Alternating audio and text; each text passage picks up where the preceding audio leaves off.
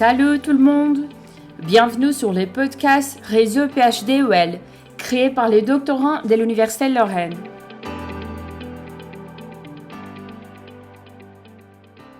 Le but de ces projets est de promouvoir des échanges entre doctorants et de discuter des sujets importants liés au doctorat. Et pour ces premiers épisodes, qui étaient enregistrés en anglais, on a invité 2 doctorants internationaux pour parler des défis et des avantages de faire un doctorat à l'étranger. Et toi, es-tu un doctorant et veux-tu participer au prochain épisode? As-tu peut-être aussi des idées des sujets abordés? N'hésite pas à nous contacter par mail à l'adresse indiquée dans la description du podcast. Et on y va! So maybe I'm gonna let you present yourself. Okay. So, hello everyone, and thank you, Melissa, for this invitation. This is the first podcast in this session, I guess. Yeah. There will be so many invitations. That's so nice. So, let me introduce myself shortly. My name is Khouloud Sadallah. I'm from Tunisia, and I'm 26 years old.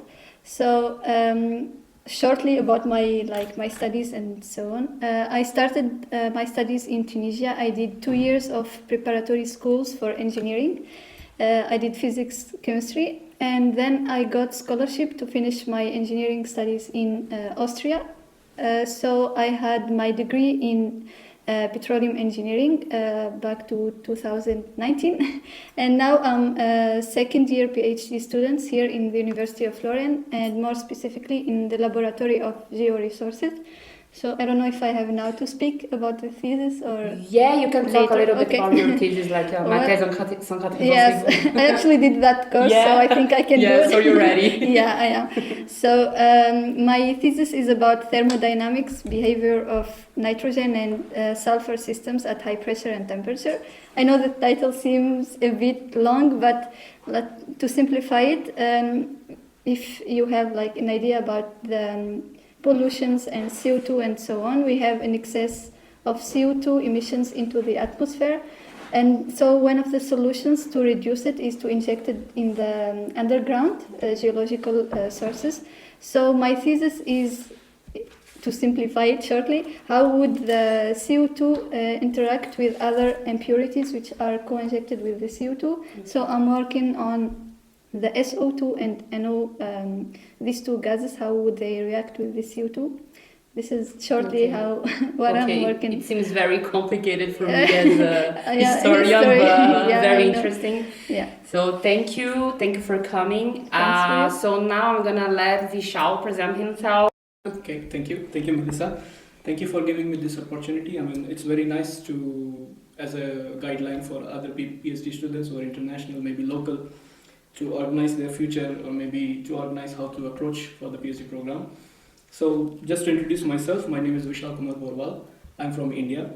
I did my bachelor and master studies in India in a course which is called BSMS, and it was a very research-oriented course. And I finished my studies, bachelor and master studies in India, and I joined a PhD program in University of Lorraine. I started my PhD in 2019 in LPCT in Nancy, and I'm working with Dr. Francesca Ingrosso, and the topic of my thesis is the modeling of nano-confinement in layer double hydroxide. And since we have several biologically active molecules, it could be useful in the future to create some drug molecules or to prepare some drug molecules to be useful for human system or human body. So right now it's just a work on progress, and there are of course many steps required so that it can be implemented in the normal human life. But so far it's as useful as like this. Okay. So since you are both second year PhD students, your researches are like in progress, yes, let's say. Despite from the COVID situation, it is a bit slower than it should be, but at least better than the first year. Okay, We had a chance to see the life before and after COVID. So we can present a perfect comparison between the two situations. Because actually you arrived like months before COVID, like 5 months. I arrived in October 2020, so I only spent 3 months or 4 before before the confinement. Yeah, and I also have so many experiments, like for the PhD students, the first 3 months are only reading like the articles and so on. And when I wanted to start the experiments, it was the first lockdown. So it was really like a nightmare. It's really hard. I can also imagine for first year PhD students, because they arrive in the confinement, like they actually don't have like the opportunity to know people, to know friends a bit more. Like that's true. And if they're international, it's very exactly. Very, very difficult. We're gonna talk about this. So maybe we can start with the first question that I have for you both. So what made you decide to pursue this career in science, this academic career? What made you make this choice for your life? So I start or you do? Okay. So after graduating, as I said, I had a diploma in petroleum engineering. I actually was hesitating between academic career or industrial career. So to be honest, I searched for some jobs. But then I told myself that I want to change a bit from the field, like my field of studies. I wanted to go more into the energy transition and all the, it's like all of the companies are trying to find solutions, as I said, for the pollutions, for the energy transitions and so on. So I started to look for some topics which are related to this field of expertise, like, as I said, the energy transition. So then I found this topic here in the University of Lorraine, and it's actually a general topic. We can use the results in so many other fields, but one of the fields in which I'm interested is the CO2 storage. So I said, why not? Like, I'm normally a curious person. I really like to know and discover so many things. And what encouraged me also is that this topic is not, it's not really familiar in the research. I mean, even now, I cannot find so many information about it in the literature. So I said, why not? Maybe I will be the first one who publish really interesting information. So I just took this, like, let's say, challenge or experience to do a PhD. And I also asked some friends, like in the university where I studied, which is Montan Universität in Austria. I have so many PhD students, friends, who encouraged me also to do PhD. So I did it. Yeah. Okay. And I was so you didn't have like only this one plan for your life. You were thinking about the other options. Yes. Yes. I think this is like mandatory for everyone to have plan A, plan B, and especially for, let's say, honestly, like for the petroleum industry, it depends on so many things like the economic crisis, politics, and so on. So you will find yourself in a place where you have to find other plans and to know so many, like, it's okay and it's good to have like knowledge in petroleum, but it's better to have knowledge in other fields, in energy, in like, I don't know, IT and so on. So why not having knowledge in other fields? That's a good point. So what about you, Vishal? Why did you decide this? In my case, when it comes to interest in science, I would say that I developed my interest as a kid when I was watching TV shows and movies. But to be very serious, when I finished my high school studies, I had two choices between engineering studies and basic sciences, and I found out that there were so many programs to promote basic research when I finished my high school. So I basically joined this program, and it was promoted in such a way that when you finish your bachelor and master, you get paid while studying in this particular program. So this was a very, very good opportunity for me to go into basic sciences. Not just it was very prominent, it was also like a frontiers of the science. So we were able to communicate with many international researchers, many international students. So there was an initial interest, but then it was boosted up by this particular program. And then when I finished my bachelor and master, I was trained, because the course was oriented in such a way that, okay, in future you will be a researcher, not just a researcher, you will have good researchers, you will have publications. So a little bit of training, a little bit of previous enthusiasm, and then combine everything, I'm here.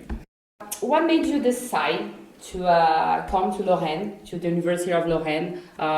Did you have other options, or did you see the program and you thought, okay, that's the one? Well, for me, I honestly searched in different places, different countries, but always the same topic, let's say. Yeah. So when I find this topic in the University of Lorraine, I contacted them in order to see if I'm eligible to be chosen to apply. But I had the first response from the University of Lorraine, and I was convinced 100%, because for many reasons. As I said, the first one is the topic I'm interested in, and the second one, that living in France for me as a French speaker is easier, because from my experience living in Austria, they were speaking German. Not the same thing. Not at all. I tried to learn it. I have but I had basic knowledge in it, but it wasn't sufficient to communicate with people. Even though the program where I was chosen in Austria, it was international. The courses were in English. The professors are internationals, and the students too. But I believe that communicating with people in their native language is better in the place where you live. Absolutely. Yeah, you know that. Of course, yeah. Yeah. So I said the country really matters. So in this case, my choice was based in two things. In the first and the important one is the topic. Is also the laboratory. The Geo-Resources Lab is really famous. Yeah. They are really known in the geology field, and also the energy transition, the CO2 storage, and so on. And also France is known even the government is given so much importance to the research in general. And also there are so many companies, international companies in France, who are working on this topic. And I'm lucky also to have in October, I guess, an internship with an international company here in Paris. So there are actually so many things that made me choose Lorraine in specific. Yeah, okay. That was the reason. Are you happy with your decision? I like living here. I like the places which are not really crowded. Yeah. And Nancy is especially with COVID. Yeah. Well, it was before COVID, but it was my choice. As I said, for many reasons, and one of the reasons is Nancy is really a beautiful place. There are so many historical, architectural buildings, and so many places to go. The nature also is really nice.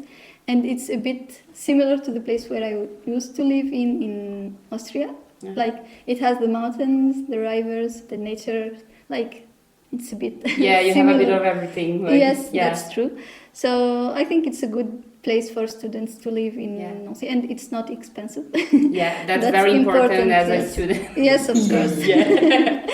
Thank you. So for you, Vishal, why did you decide to come to Lorraine, and did you have other options, and do you like here? Yes, in my case, it was not a particular decision that I made. It was based on, let's say, I had several options. I applied several places for PhDs, and I was just waiting for responses.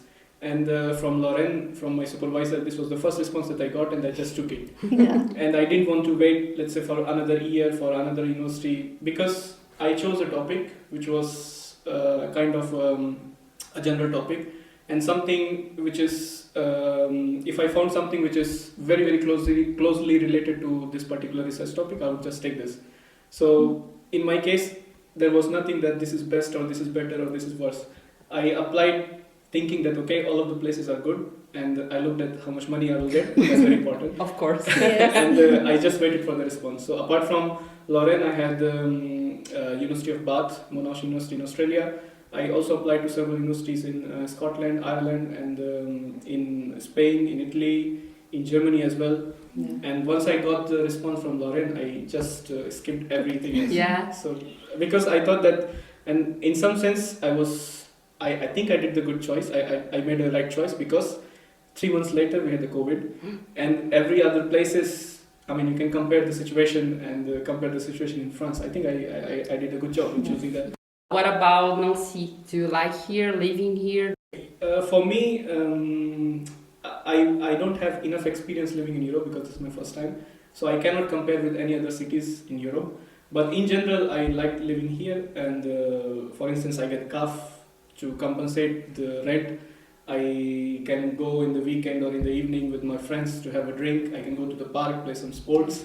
I can socialize people very easily. And in general, when I have some problems, I ask my friends, they help me.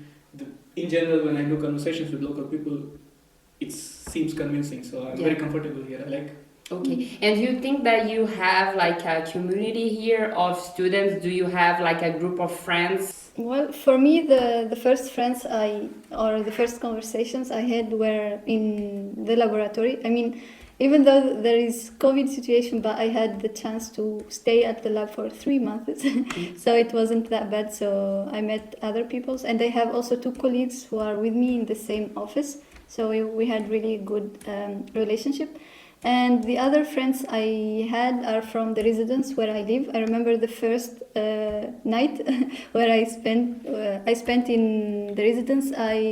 There were a group of friends cooking in the kitchen, and I jumped into the conversation, asking them like, "Can you introduce yourselves?" and so on. Nice. Yeah, it's important. Like the first week at least, like you should know people. You should ask them. It's really important to have like conversations and know people. And I also found so many Tunisian students here in Nancy, so it wasn't that difficult. And also with the Facebook groups of students, and as now we have a group for PhD students, it's really nice. And there are also organizations who gather students and welcome also international students, so it's easier this way. Yeah. And what about you, Vishal? In my case, I would say that my first social interaction started from my lab. So my office mate, he introduced me to all the PhD students in the lab. And this way I already had a community when I joined the lab. Even though in the beginning, before PhD, I wasn't very social, but as soon as I came to France, I had to be social. You had to, yes. Because I had the huge language barrier of thinking that, okay, I will go away with English very easily, but this is not true. So in that case, I had a small English-speaking community directly in my lab, and with that, I also socialized with other people which are not from the lab. And this happened because we had an orientation program from the doctoral school, so I met other French or non-French people who are also PhD students. And then I think we had several afterworks or something like that before, and this way I was introduced to so many other PhD students. And the very important thing which enhanced my socialization was French classes. And this way we met a lot of people, not just from my lab but from other lab, and this way I had a community which was not speaking French. But I would say that I never felt that I was living in a community where I don't speak the language. I mean, I was socializing this much. But eventually I started learning French as well, so it's good. Okay, so you brought up a subject that I'm going to ask you about, because you have faced, I can imagine, many challenges as international students. So was it challenging coming here to a new culture, to a new country, like having to adapt yourselves to this new environment? What were the challenges, if you had them? Well, I think the challenges here in France is the amount of documents and papers you have to prepare when you come here. Like, it was really difficult. Like, I didn't know where to go exactly, even though there was like the by-side program. They give us the steps, but still really difficult. Like, I had to wait for the insurance for a bit long time, and also the other documents for the residence permit and so on. But I guess the rest is not difficult for me personally, like the culture barrier and stuff. But I think it's really important for international students to discover like the culture of the place where they live, and to try to know like even the celebrations they have, try to celebrate with them and so on. And I remember also in the first Saint Nicolas in the laboratory, we had to exchange gifts and stuff, so it was really nice to get to know other cultures, even the celebrations, whether like the normal celebrations or the religious one. It's really like interesting to know what are about. And I think I'm lucky also because I have the co-advisor. She's really, really friendly and nice, and she always talks to me about the things they do she's from Alsace, so they have so many traditions and stuff. She always talks to me about the things they do during the holidays, also the cookings, the games, everything. So I think I know a bit about the culture of because like that you feel more like you are part of this place you are living. It's really important. Like there's some stuff that I didn't know, but I believe also even though we are in the same place like Lorraine, but I think like Nancy is not the same as Metz, as other places, so it differs. In my case, the first challenge was to get used to the bureaucracy. So that's everyone's problem. And but I would say that in my case, by-side helped me a lot. And in fact, starting from my convention d'équipe, so in English it's hosting agreement, from that to coming here in France and then reaching to my apartment and everything, I would say it was pre-arranged. Otherwise, it would have been really difficult for me to come here, go at the Nancy Gar and take a tram. I actually was also at the first day. I found someone from by-side who took me to the residence. Yeah, it was really nice. It was really nice. Yeah. With the language barrier and all these things, I'm pretty sure that I wouldn't have made it. So it was nice that I had all the stepwise suggestions from by-side. And then it was of course a little bit difficult because you have to arrange so many papers and it requires so many knowledge. So for me, coming to France was the first time, so I didn't know what to do with respect to hosting agreement, what to do with respect to visa application and so on. So these are the things that everyone will learn as soon as they go out from their country. So if this is the first time, these are the challenges everyone will face it. But once this was done, then coming here, and since I was picked up by side, there was no problem in the first day. And as soon as I went to the lab, everything was taken care of because I have colleagues already and they helped me opening the bank account. I have colleagues who helped me. My supervisor, in fact, helped me with a lot of suggestions for the apartments. And in fact, she convinced the owner of my building to say that, okay, he's a PhD student, and as soon as you have a reference from the lab or some institution in France, the people or the owner of the buildings, they know and they tend to be favored in terms of your lodging. So, I would say that it was not easy. Of course, it was difficult, there were challenges, but all of these challenges can be faced with the proper help. So in my case, I had proper help. And you also have to ask the person who really know about it, because I remember when I came here, I had so many friends who are doing masters, and I was asking them about the procedures, and I was lost. Because PhD students and master students do not have the same procedures. At all. At all. Yeah, especially with the visa, they were telling me to go to the OFI and, I don't know, validate. But we don't have the same thing. Yes. And I took like a turn around what should I do exactly, and I was lost. So you have really to ask the person who has... In my case, when I applied for visa, I applied in the wrong category. Why? Because I didn't know that you have a passeport talent and passeport étudiant. So, like, these are the things you can only know if you have a good network. And in my case, I was like, okay, this is I'm an adult. I can do everything by myself. I will not ask for help. And this is the mistake. Spoiler. You needed someone. Yes. Yeah. So definitely we need someone. And in this case, even if you read the documentation, sometimes it's not very clear. It's because if I know that I know English, I know everything. This is not true. Sometimes you have to know the local terminologies. It's again, you can divide into several categories. For instance, people who are looking for a guarantor when they are looking for an apartment. And for instance, the French law says that you have to have a guarantor to have an apartment. And for instance, in my case, I had visa, I guess is the correct pronunciation. Yeah. And not all the owners will agree to visa. So you have to have someone in France to take your responsibility. And many people do not know, but a lab can be a guarantor for a PhD student. This is mostly the case. So if you don't have a visa, you can afford for this kind of procedure.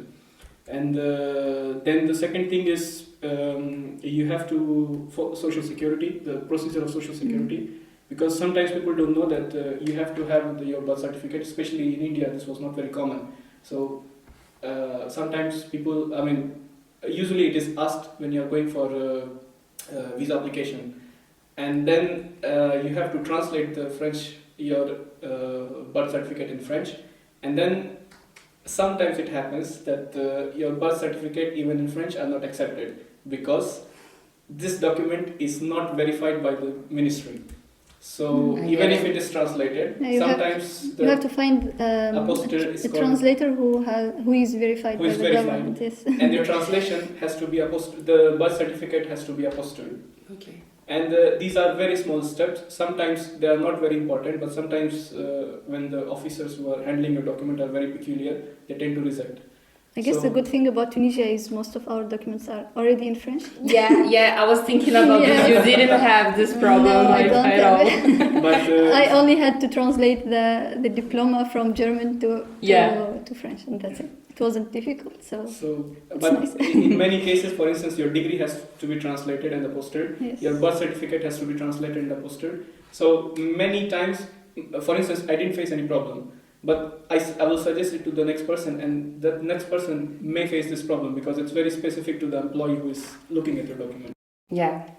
So do you consider that this kind of challenges that we are talking about, they are part of the adaptation period? Yes. So you think once you cross this barrier for the first months, it gets easier? What are your feedbacks about the second year, after you did everything you had to do to stay in France? Do you feel like you're adapt here? Yes. I think it's important that, there is a detail that should be known for all the PhD students, that the residence permit would stay the whole period of your contract. So that's really nice, so you don't have to renew the visa every year, which is really great. But I think, yes, it's really important step to adapt in France, because we should remember that after finishing there is also other papers and documents that we have to prepare for the professional life. So it's really nice that we get used to these amounts of papers. Yes. It's very important to adopt. Otherwise, for instance, when I came here as a tourist, a very foolish tourist who doesn't have to do anything except doing research.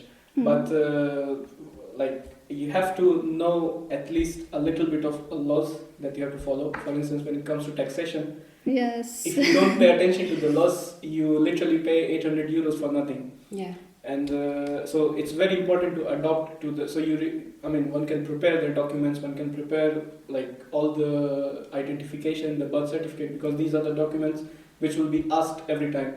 So you come here, you get the séjour, you apply for CAF, and then you apply for Social Security. So let's say once you do this, then you know that I'm ready for the next challenge. I'm living here, really. Yes. And any challenge that might come will not be as difficult as what I had faced before. Yeah. So at least it was the first time. Yes. So at least this adaptation should come for everyone. Yes. And if you haven't faced these challenges, please be ready to face. If you don't face it, it means that something is wrong. Exactly. Yes. You're right.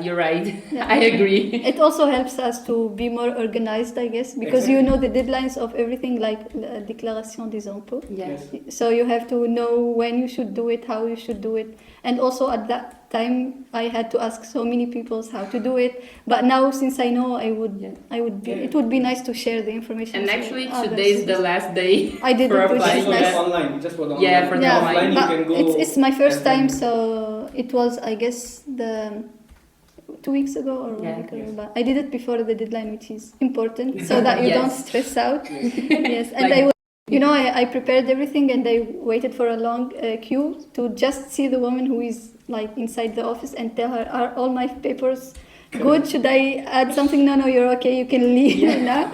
So I was really insisting. I just needed you to tell me it's okay. Yeah, my I needed papers to hear are it. fine. Yeah, I needed to hear that. But through the ear. When you take the paper of the Déclaration des impôts, there are so many blanks, and I didn't know what to do, and I was panicking. Do I really have all of this? No, I only have one it's thing. It's very simple. I realized. Then I found out it's simple. So panic for nothing. But actually, I think that if you are living in another country, it's going to be the same thing. You're gonna have to adapt to this kind of bureaucracy, we are going to face this kind of issues like everywhere. Yeah, it's a normal thing, but I guess it's a new thing for us to talk about because we were just students. Like we didn't have the that period of being or having salary and so on. It's true I had the scholarship, but it was easy. Like everything was prepared from the university. The accommodation was paid. Even the flight tickets were ready, so I didn't have to to stress out about everything. But now.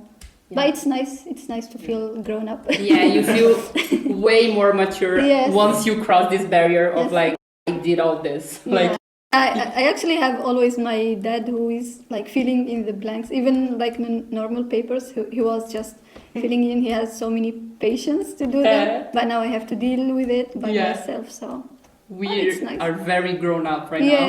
Yeah. I realized that the first time I had to to go to declare my revenues, I said, wow, what happened? Why do I have? It's very relaxing when you get back some money from the tax office. Yeah. So I guess, when I first applied for this, I asked my supervisors, are this salary I'm having is enough to live in Nancy? He said, yes, it's really enough. I wasn't convinced because living in Austria is really, really expensive. And students didn't have the same help as students have here in Nancy. Mm-hmm. For example, in Austria, we used to pay 60 euros for insurance only for 1 month.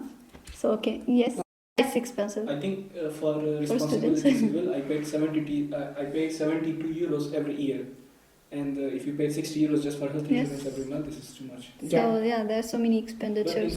I have a question. Apart from this professional part of the things that we had discussed, what are the biggest differences between living in France and living in Tunisia and India? Like the personal things, like dealing with people. What is more different here than in your home country?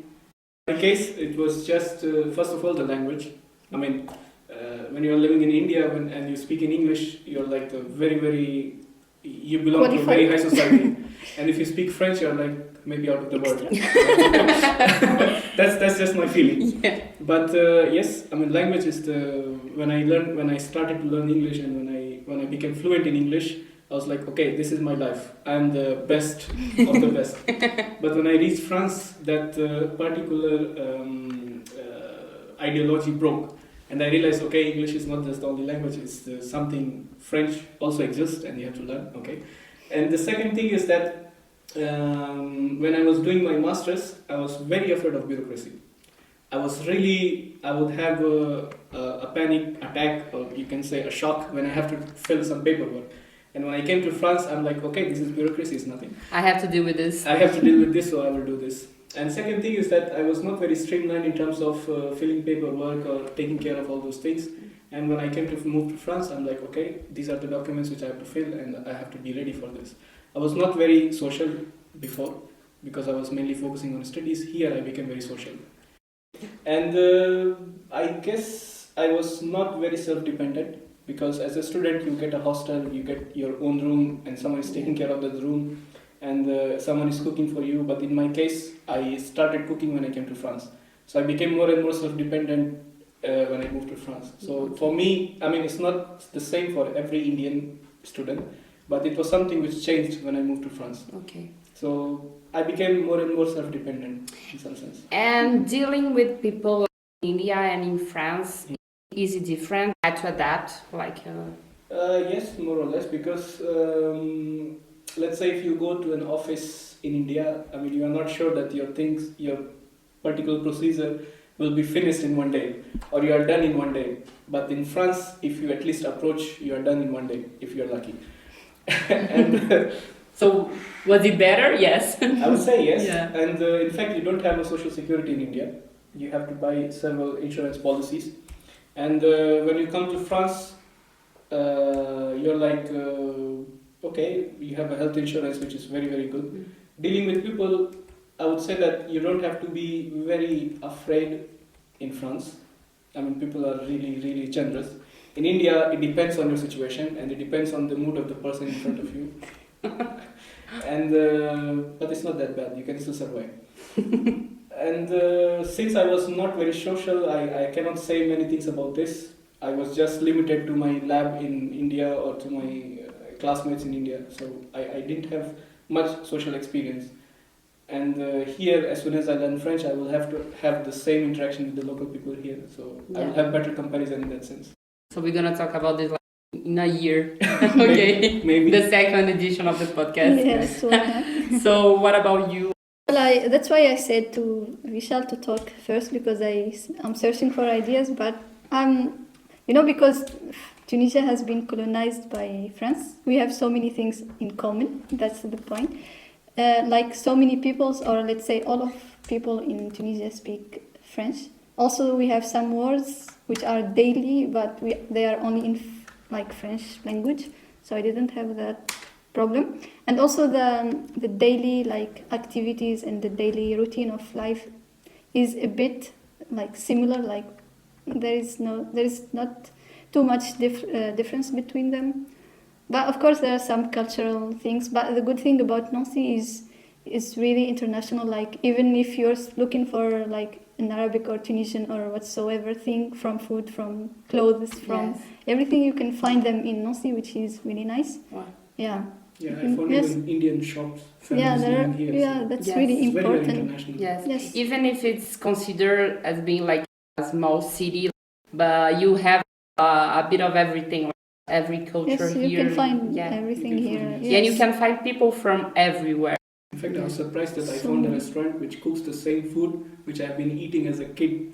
Really? Yes. Where? We have to go there. Can we say on the podcast? Yeah. It's called Himalayan. Yeah, it's on Rouge and Dal. Okay. So Let's go there. Yes, why not?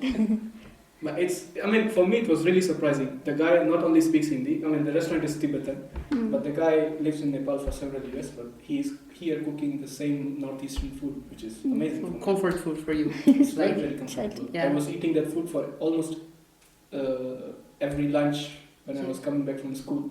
So throughout the whole high school, I ate that food. So this was very surprising for me. Well, for me, I know that France, in France, there are so many Tunisian people, but I didn't know there are Tunisians in Nancy, because I know most of them are in Paris, in Marseille, in big cities, but knowing that there is this amount of or number of people who are living here is really shocking, but nice. For me, when I started, let's say, socializing in France, I didn't find any Indian person. I knew that there were Indian PhD students. In fact, some of them living close to my apartment.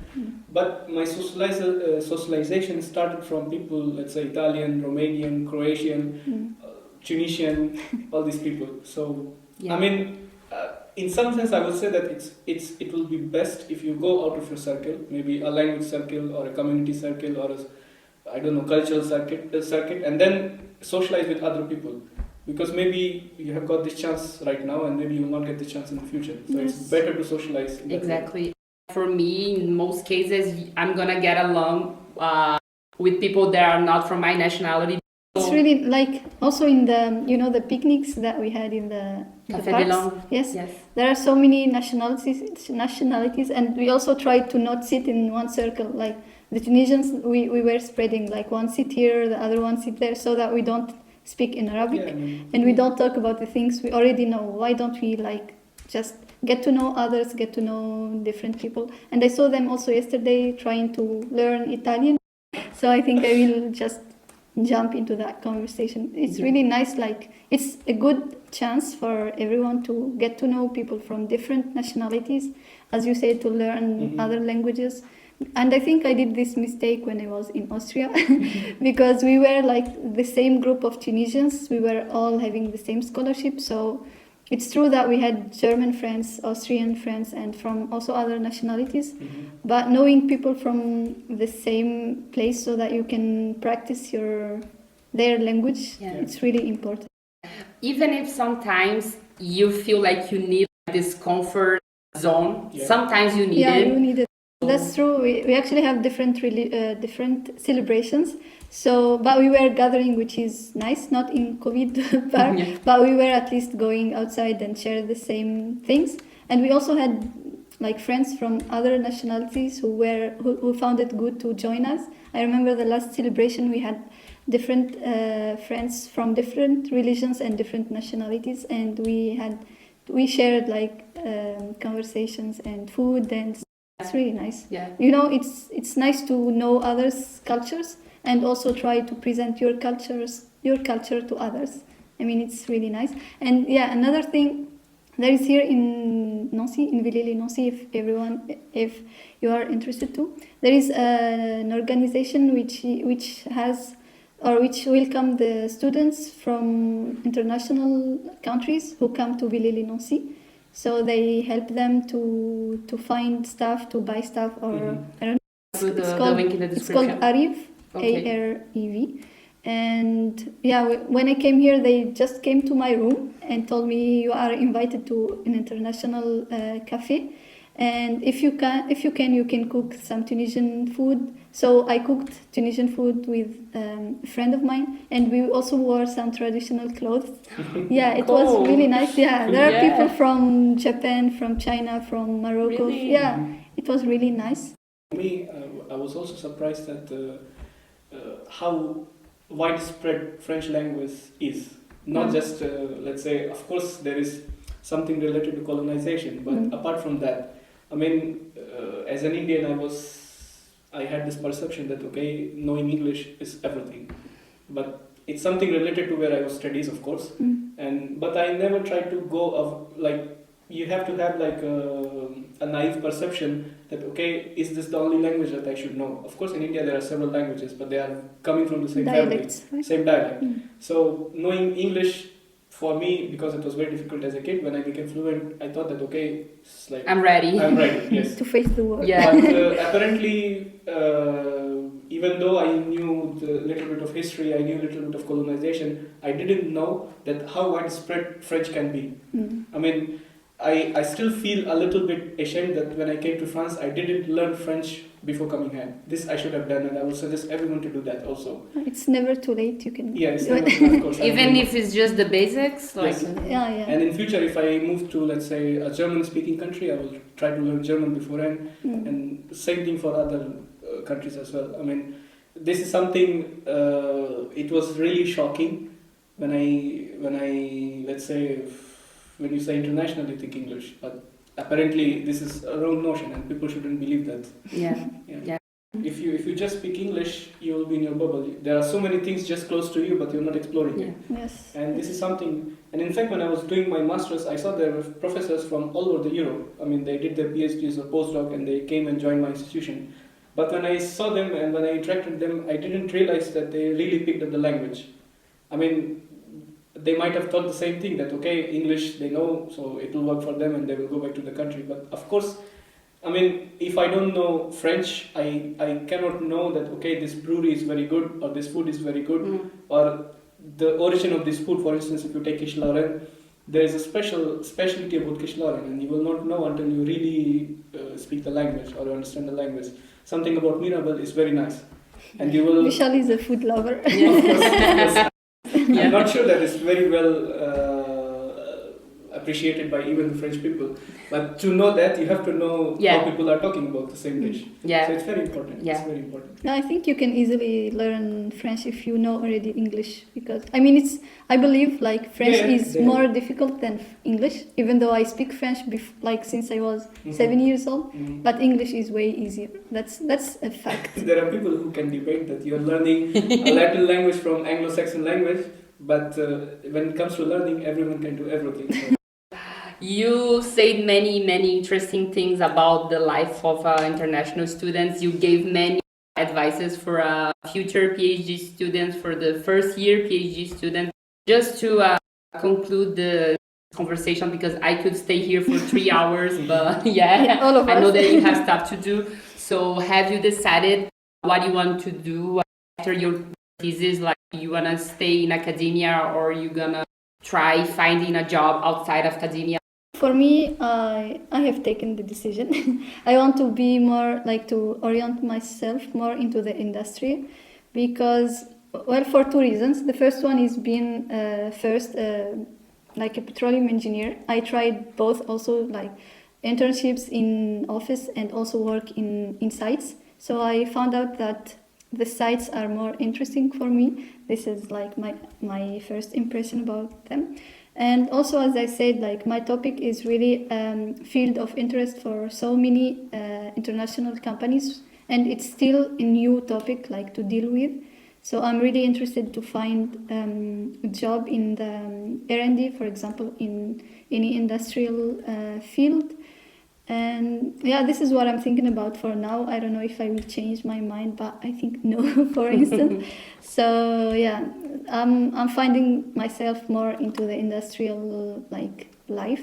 And yeah, that's in this, like, by the way, I want to give another advice for the students. They should really try everything. They should, why not trying to give some lecture, I don't know, practical course, or I don't know. They should try both things and then decide which field they feel more interested in. Like for me, I am trying to assist to so many like meetings for international companies, especially now they are holding them online. So I'm trying to learn more about what they are doing and what are their plans for the future years. And from that I can decide like is it interesting for me to keep like looking or to keep learning about what they do, or I should go more into the academic part. Okay. But I think I'm more into industrial, for instance. In my case, I was a bit biased. I mean, I decided to do postdoc even before joining for the PhD. So I was really into academia, but sometimes people have to wake up from the dream. So I realized that how competing it is. And it may be hard to find a job in academia, but still I will try to do like a borderline job, a job on the interface where I have some collaborations in the academia or some collaborations in the industry both. So for now, my future plan is to look for a postdoc. I mean, because I haven't started exploring jobs in the industry. So I have to give myself some time and look for the opportunities in industries as well. In fact, I don't even know right now what are the job opportunities I can get as a theoretical chemist or a computational chemist. I'm pretty sure that they exist, but I just have to look for them. So my future plan right now is to look for postdoc, and in fact I don't feel like an expert even now, so that I can provide or facilitate some industries. So I will try to, as already mentioned, that I should explore everything. So I will explore both academia and industrial jobs. And if nothing works out, because this process may take time, so I will still look for postdocs and still look for jobs in the industry. Actually, what you can do is, like for me, what I did this year, more specifically, I choose only the courses that have as a topic insertion professionnelle, professional insertion. So I only, let's say 80% of my courses are in this field of area, like how to prepare your CV, how to prepare your motivation letter, how to use the APEC, which is the website for the jobs here in France. And there is also an association called FI. So I assisted to like 4 sessions with them. They had like guests from PhD background, and they talked about their what did they do exactly, how did they find their jobs. I think it's really important that I'm a bit attracted towards the convenience of faculties, which I see almost. That's why you did the research. I want it to be really convenient and not feel the pressure of industry. But I realized that since the competition is very, very high, it's definitely good to follow all these organizations like PEAL and APEC to look for other jobs. But definitely I will at least, if not now, let's say just during the PhD, but definitely after postdoc, because you have to find something. You cannot be jobless for the rest of your life as a postdoc. Right. So of course I will look for postdocs, and because at this point when I'm second year, almost finishing second year, I don't feel like an expert in the field. And with this feeling, I cannot go forward either to an industry or either to apply for some faculty positions. So. But there is always a first step. Like of course, even of course, if you're of course, not an expert, I'm not also an expert, but job like an entry level is is available. And there is also another interesting things maybe for future PhD students, which are the internships. Like if you're PhD students, it's really interesting if you find even 2-3 months internship, because in that place you can look like in closer look up for PhD like for people who have PhD diploma, what are they doing exactly? So in fact, you can explore. After work with several PhD students who already have job. I think this was a meeting by Alumni Network. Yeah. So that might be very helpful as well. Yes, there are so many alumni meetings. Yeah. Do you have anything to say to new or future PhD students as a second year PhD student? Like if you look at your background, like things that you should have done or things that they should be careful? Well, for me, there are two types of advices, let's say. On a professional side, they really have, as I say, to not only focus on the topic they are working on, but they should have or give themselves space to learn other things and to widen their knowledge. And from a social, let's say, point of view, they really have sometimes to get a rest. They should get to know people. They should network. Because to be honest, like I think every one of you has heard also, before applying for PhD, there are so many people that told me once you are a PhD student, you won't have a social life. That's not true, That's not true at all. Yeah, I mean, I hear that from so many people. They say you only do research, you don't have social life, you don't have friends, you don't have... I don't know why did they say that. It depends on where you are doing your PhD. No, actually it's really wrong. I think there's always a space, like a personal space for ourselves to do the things that we want, to go for, I don't know, hiking, to do photography, whatever you want. And it's really important because, like, for me, I especially on Saturdays, I just keep that day for myself. I go out, I don't know, I see friends. I mean, so that I can continue working on, let's say, quality point of view, because if you are tired, you really cannot, you give work, but it's not quality. It's yes, quantity. Quantity, exactly. Yeah, and this is a really very important. toxic idea of a PhD. Like, you don't have any friends, you don't have any social life. No, that's It's not wrong, true. yes. Actually, you have more social life because you're gonna find people that are in the same situation as you. Yeah. Yes, so they don't have really to panic and say no, PhDs. It is difficult, we cannot deny that. Yeah. There are some times you feel down, sometimes you feel up when you find good results, and it's really nice. Yeah. But you should not really panic and say, I want to give up. Yeah. Because sometimes there are bad times. But yeah, these are my advice. So, and another important thing is to be organized. I mean, to be organized is one of the most important things in PhD, like starting from the normal daily things to the, I don't know, folders and data and stuff. So it's really important to start on a right path, because if you find out like in the middle of, I don't know, second year that you have things which are messed up, you cannot really come back in time. I'll just add to the cool points. I mean, of course, as a PhD student, when you come and if you are new to the system, you have to face a lot of bureaucracy. So be prepared, not panicking, of course, and be open. Like, you have to be open-minded in every case. You have to meet a lot of people, and you don't. If you are somehow closed-minded, you are not asking for advices, you are not asking for suggestions. Then it could be very, very difficult. So it will be really easy if you become open-minded. You have to really read a lot about procedures. I mean, not just your research topic, but also the procedures. You have to keep updated.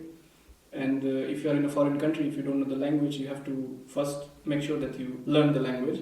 Second thing, you keep yourself updated. So if there is a situation, something like Corona happens, you are not stuck in the middle of a pandemic. Yeah. And try to be socialized, because if you are not socializing, sometimes the problems will just go away if you socialize. I mean, I see many friends, they just don't ask, they don't share their problems, and they keep repeating the same mistake over and over again. So if you just socialize a little bit, try to share your problem and see if someone else, for instance, we have a Facebook group and many people, like you shared about the tax problem, someone shared some problems related to the vaccination and the passports.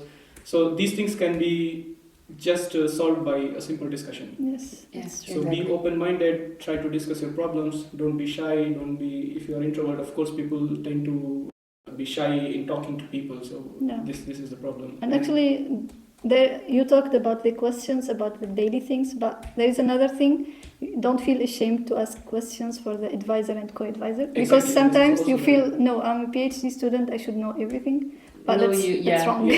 Yeah. I mean, I agree that, for instance, I started a topic which is very basic in my field, but since I come from a different field, I had to learn this field from scratch. Yeah. And sometimes I felt, like you mentioned, I felt ashamed that, okay, it's a very basic question, what should I do? So maybe you cannot ask a supervisor, but there are several other people in the same lab. Yeah, at least ask someone who knows.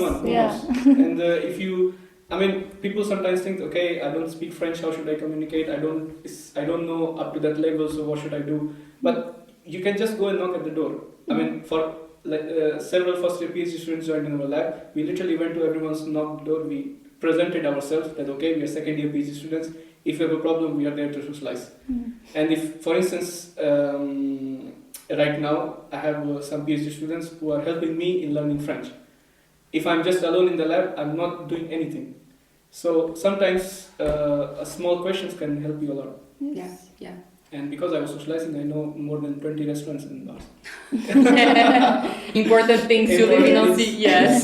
So it's very, very helpful if you socialize. Yes. In the right way. Thank you very much for all the advices, all the things that you shared with the new PhD students. Talking to seniors is very important. Yes. Yeah, exactly. So thank you so much for coming. Merci à Vishal et à Rouloud d'avoir participé. Et vous qui nous écoutez, partagez les podcasts avec vos proches et aidez-nous à faire vivre ces projets. Rendez-vous dans les prochains épisodes.